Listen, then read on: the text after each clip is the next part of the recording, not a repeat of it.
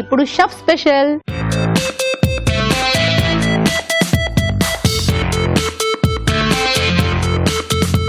మరి రావు గారు chef special ఏం చేయబోతున్నారు? దహీ ముర్క్ అంటే పెరుగుతోటి చికెన్. దహీ ముర్క్, సో పెరుగు చికెన్. దహీ ముర్క్ అండి. అయితే మరి దానికి కావాల్సిన పదార్థాలు ఏమిటో చూద్దాం. దహీ ముర్క్ కావాల్సిన పదార్థాలు: చికెన్ 1/2 కిలో, జీలకర్ర 1 టీ స్పూన్, తరిగిన ఉల్లిపాయ 1, తరిగిన పచ్చిమిరపకాయలు 4, అల్లం వెల్లుల్లి పేస్ట్ 1 టీ స్పూన్, ఉప్పు తగినంత, పసుపు చిటికెడు, ధనియాల పొడి 1 టీ స్పూన్, జీలకర్ర పొడి 1 teaspoon, garam masala 1 teaspoon, పెరుగు 1/2 కప్పు, శనగపిండి 2 టేబుల్ స్పూన్లు, నూనె 3 టేబుల్ స్పూన్లు, కొత్తిమీర కొద్దిగా. దహీ ముర్క్ కావాల్సిన పదార్థాలు ఏంటో చూసారు కదా రావు గారు, మరి స్టార్ట్ చేసేద్దామా? అంటేనే అండి. ఫస్ట్ ఆయిల్, నెక్స్ట్ జీరా. ఇండియన్ కుకింగ్ లో మోస్ట్లీ ప్రొసీజర్ ఇదే కదండి ఉంటుంది. Without ginger garlic, without onions.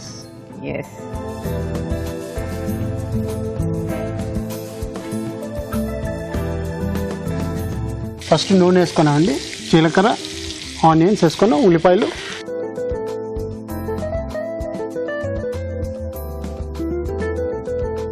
Garlic, అల్లం వెల్లుల్లి పేస్ట్. అసలు కానీ వ్యూవర్స్ అయితే తెలుసలేదు మీకు, రావు గారు వంట చేస్తున్నారు అనగానే ఇంకా చెప్పకుండా వాళ్ళే ముందు ఆయిల్ పెట్టేసేసి జీరా వేసేసి ఆనియన్ వేసి వేయించేసి నెక్స్ట్ రావు గారు మీరు రెడీగా ఉన్న మీద లేట్ అంటున్నారు కూడా. కరెక్ట్ అండి. మీకు కారం ఎంత కావాలంత. ఓకే, దీంట్లో మనం ఎండుమిరపాయలు కారం వేయట్లేదు, ఓన్లీ పచ్చిమిరపకాయలు. దానికి కొంచెం ఎక్కువ వేస్తాను అనమాట. చికెన్ కొంచెం నిలిపోయింది.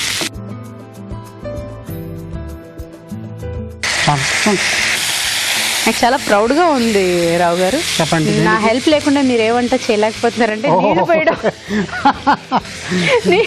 నీళ్లు పోయడం కూడా ఒక వంటగా ఫీల్ అవుతున్నాను అనమాట. ఇప్పుడు ముందుగా ఉప్పు వేస్తున్నారు, పసుపు, ఓకే, దాని తర్వాత ధనియాల పౌడర్, కొంచెం జీలకర్ర పౌడర్, కొంచెం గరం మసాలా. ఇప్పుడు మీకు పని ఇస్తాను. వాటర్ మిక్స్ చేయండి. దీని లోపల నేను ఇంకో మిక్స్చర్ ఒకటి తయారు చేయాలి. పెరుగు, శనగపిండి. పెరుగు వేస్తే మీకు ఇరిగిపోతుంది అనమాట, మీకు టెక్స్చర్ రాదు దానివల్ల. ఇప్పుడు శనగపిండి కొంచెం వేస్తే మీకు మంచి సాఫ్ట్ గ్రేవీ వస్తుంది. ఇప్పుడు శనగపిండి 1 టీ స్పూన్ చాలండి, చికెన్ తక్కువగా ఉన్నాయి కదా. ప్లస్ పెరుగు,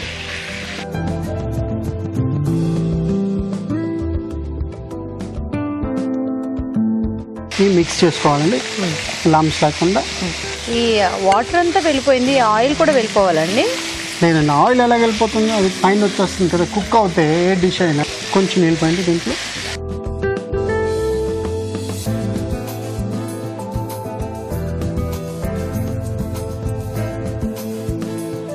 ఇప్పుడు ఇది ఇందులో యాడ్ చేసేస్తున్నారా? అవును. ఇప్పుడు దగ్గరకు వస్తుంది మీకు, ఎందుకంటే శనగపిండి ఉన్నది కదా. ఓకే, శనగపిండి వల్ల మీకు థిక్నెస్ వస్తుంది కదా. ఇది కొంచెం దగ్గర కావాలి, కొంచెం ఉడకాలి. ఎందుకంటే పచ్చి వాసన రాకుండా ఉంటుంది కదా. శనగపిండి ఉడకాలన్నమాట. కొంచెం నిలిపోయింది. ఇప్పుడు ఇది కొంచెం ఉడకాలి. అవునండి, అంతే కదా. ఓకే, ఈ లోపు మనం ఒక చిట్కా చూద్దాం.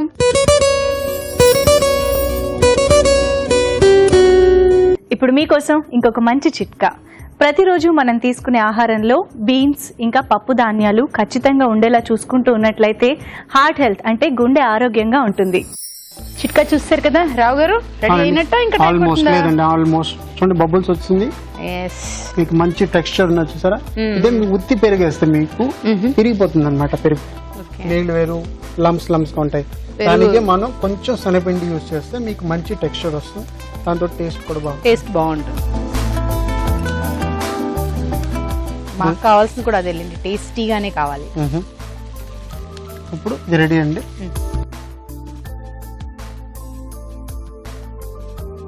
వాసన మటుకు బాగుంది, మీరు టేస్ట్ చేసి చెప్పాలి. ప్లస్ వ్యూయర్స్ కూడా ఇది చేసుకొని టేస్ట్ ఎలా అని చెప్పాలి అనమాట. డెఫినెట్ గా చెప్తారు. మన రెగ్యులర్ గార్నిష్ అనమాట. దై మురుగు రెడీని వేడిగా దహీ ముర్గి రెడీ. సో మరి దీని తయారీ విధానం మరొకసారి చూద్దామా. దహీ మురుగు తయారీ విధానం: ముందుగా పెరుగులో శనగపిండి వేసి బాగా కలుపుకోవాలి. ఒక పాన్ లో నూనె వేసి జీలకర్ర, ఉల్లిపాయ ముక్కలు, అల్లం వెల్లుల్లి పేస్ట్, తరిగిన పచ్చిమిరపకాయలు వేసి వేయించాలి. దీనిలో చికెన్, ఉప్పు, పసుపు, జీలకర్ర పొడి, ధనియాల పొడి, గరం మసాలా వేసి వేగనివ్వాలి. తర్వాత పెరుగు మిశ్రమం వేసి ఉడకనివ్వాలి. ఆపై కొత్తిమీరతో గార్నిష్ చేసి సర్వ్ చేసుకుంటే దహీ ముర్గ్ రెడీ.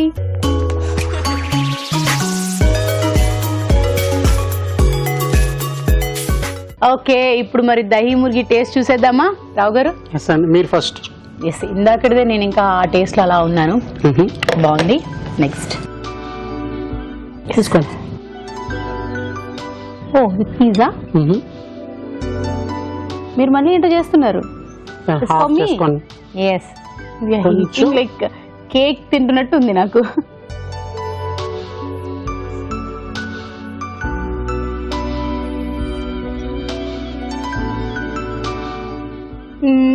ఎలా ఉందంటే ఇది పెరుగు పచ్చడి, మజ్జిగ పులుసు లో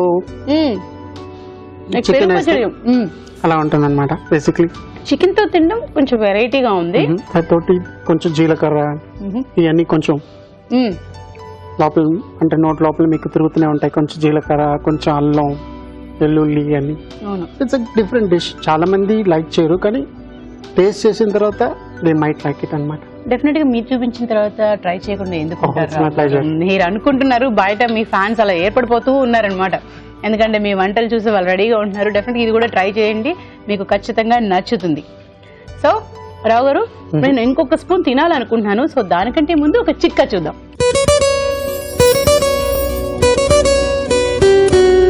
జుట్టు అందంగా ఒత్తుగా పెరగడం కోసం ఒక సింపుల్ చిట్కా. మెంతికూర ఆకుల్ని పేస్ట్ లా చేసి తలకి పట్టించి అరగంట సేపు ఉంచుకుని తర్వాత గోరువెచ్చటి నీళ్లతో తలస్నానం చేసేయాలి. ఇలా వారానికి ఒకసారైనా చేస్తూ ఉంటే జుట్టు ఆరోగ్యంగా అందంగా పెరుగుతుంది. మరి ఈ రోజు వంటలన్నీ చూశారు కదా, మరి అందులోని పోషక విలువల గురించి ఫుడ్ గైడ్ లో తెలుసుకుందాం.